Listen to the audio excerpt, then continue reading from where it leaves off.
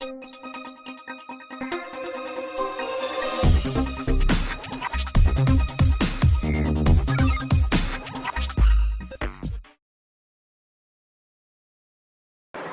பிரியமான சகோதர சகோதரிகளே, இது ஒரு முக்கியமான வீடியோ.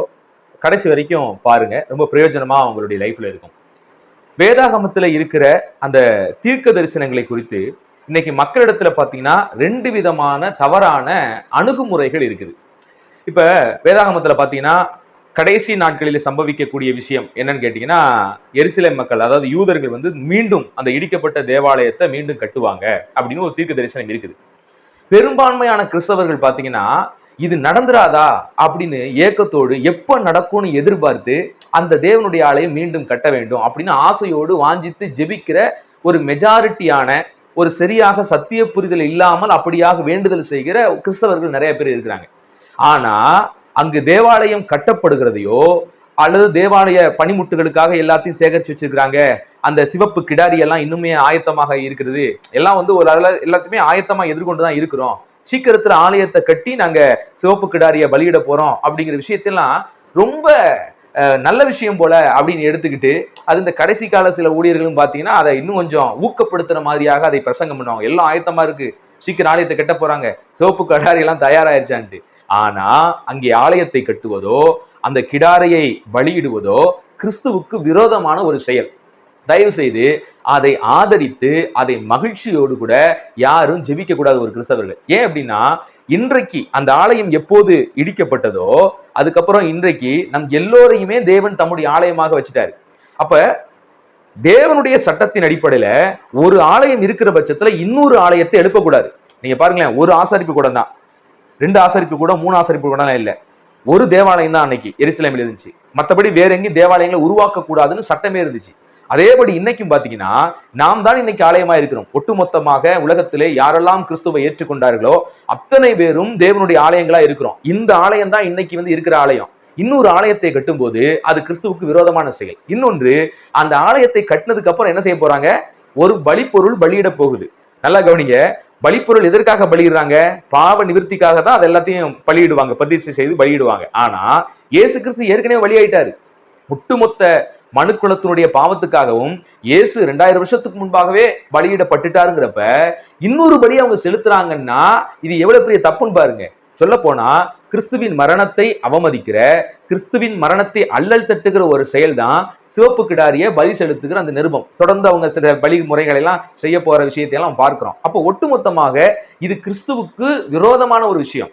நல்லா கவனிங்க, தீர்க்க தரிசனம் ஒண்ணு இருக்குது அப்படிங்கிறக்காண்டி அதை கண்மூடித்தனமாக நாம் நம்பி அதை நல்லதாக எடுத்துக்கொண்டு ஜெபிப்பது தவறு. அதே சமயத்துல தீர்க்க தரிசனம் ஏற்கனவே சொல்லப்பட்டுச்சுங்க, நம்ம ஜெபிக்க தேவையில்லைங்க, அது நடக்கிறதாங்க நடக்கும், விதிப்படி தாங்க நடக்கும், அதை நம்மளால தடுக்க முடியாதுங்க அப்படின்னு சொல்ற இன்னொரு ஒரு கேட்டகரி இருக்காங்க.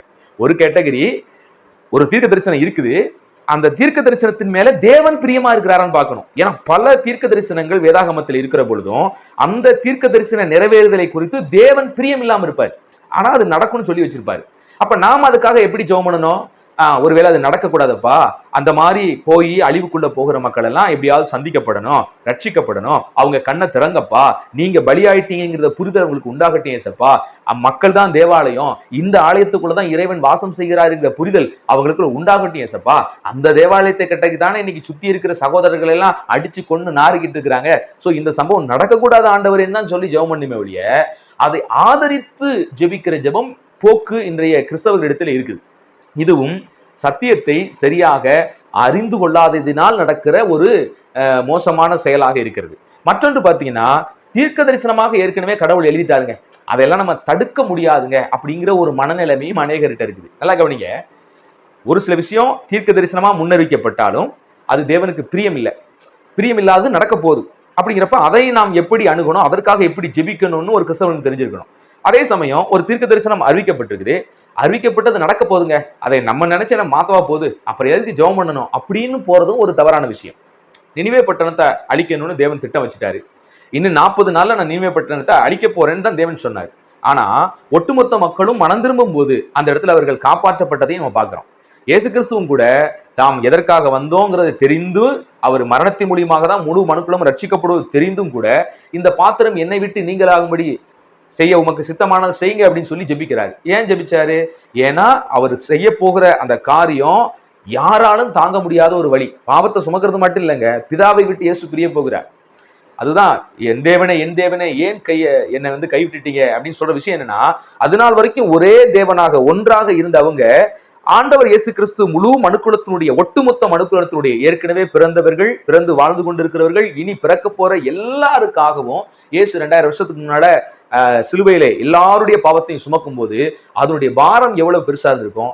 அந்த பாவ பாரத்தை சுமக்கும் போது பிதாவை விட்டு பிரிகிற அந்த சூழ்நிலை எவ்வளவு வருத்தத்தை அவருக்கு ஏற்படுத்தியிருக்கும். சோ இதுக்காக நம்ம அப்படியெல்லாம் அவர் ஜெபிக்கிற விஷயத்தை எல்லாம் பார்க்கிறோம். அப்ப ஒரு சம்பவம் நடக்க போகுது அப்படின்னு இருந்தா கூட நாம் அதற்காக ஜெபிக்கிறதுல, அதிலே தேவன் காப்பாற்ற வேண்டும் என்று ஜெபிக்கிறதுல எந்த ஒரு தப்பும் இல்லை. சீசர்களை கூட பார்த்து ஆண்டு சொல்லுவாரு, சாத்தான் உங்களை சுலகினால் புடைக்கும்படி உத்தரவு வாங்கி கொண்டான் அப்படின்னு. ஆனா ஆண்டவர் என்ன சொல்றாரு? ஆனாலும் உங்கள் விசுவாசம் ஒளிந்து போகாதபடி நான் பிரேயர் பண்றேன் அப்படிங்கிறாரு. அப்ப ஒரு விஷயம் நடக்க போகுது அப்படிங்கிறக்காண்டி நம்ம அதுக்காண்டி ஜெபிக்க தேவையில்லைங்க. அது ஜெபிச்சு வேஸ்ட்டுங்க.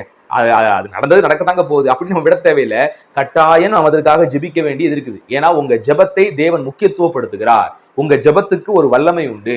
தேவன் உங்கள் ஜெபத்தை கனப்படுத்துகிறவராக இருக்கிறார். அதனால கட்டாயமா நடக்க போகுதுன்னு ஒரு தீர்க்க தரிசனம் இருந்தாலும் கூட ஜெபியுங்கள். உலகம் அழிக போகிறது என்று இருந்தாலும் கூட ஆண்டவரே ரட்சியும் காப்பாற்றும் என்று ஜெபிப்பது எந்த தவறு இல்லை. எளிமையா ஒரு விஷயத்தை உங்களுக்கு சொல்லிடுறேன். நம்ம எல்லாரும் சாகத்தானே போறோம். வேதாகமத்தின் அடிப்படையில மண்ணான உடம்பு மண்ணுக்கு போக போகுது. எப்படி இருந்தாலும் விட்டுட்டு போகதான் போறோம், எல்லாம் மறிக்கதான் போறோம். ஒருவேளை உயிரோடு இருக்கும்போது வந்தா கூட இந்த சரீரத்தை விட்டு மகிமையின் சரீரத்தை பூண்டு கொண்டுதான் நம்ம பரலோகம் போப்பெருமை வழியே இந்த மாம்சத்தோடு இந்த ரத்தத்தோடும் பரலோகம் போக மாட்டோம். ஏன்னா மாம்சமும் ரத்தமும் தேவனுடைய ராஜ்யத்தை சுதந்திரிப்பதில்லை என்று வசனம் சொல்லி இருக்குது. சோ மகிமையின் சரீரத்தோடு கூட தான் அங்க போக போறோம். அதனால இன்னைக்கு உட்காந்துக்கிட்டு ஆண்டவரே நாங்க சாகணும்னு யாராவது ஜெபிக்கிறீங்களா? ஏன்னா சாவு நமக்கு நியமிக்கப்பட்டதுன்னு இருக்குது இல்ல. வேதாகமம் என்ன சொல்லுது? எல்லா மனிதனுக்கும் சாவு நியமிக்கப்பட்டதுன்னு சொன்னோன்னு எல்லாரும் சாவை விரும்பி நான் சாகணும் ஜெபிக்கிறீங்க இல்லையே. ஆண்டவரே என்னை ரட்சியும் காப்பாற்றும் தானே ஜெபம் பண்றோம். வியாதி வந்த உடனே என்ன செஞ்சிடறோம்? போராடி எப்படியாவது சுகமாக்க வேண்டும் அல்லவா நம்ம ஜெபிக்கிறோம். அப்ப ஒரு செயல் தீர்க்க தரிசனமாக அறிவிக்கப்பட்டிருந்தாலும் கூட அதை தேவன் மாற்றும்படி ஜெபிக்கிறதுல எந்த ஒரு தவறு இல்லை.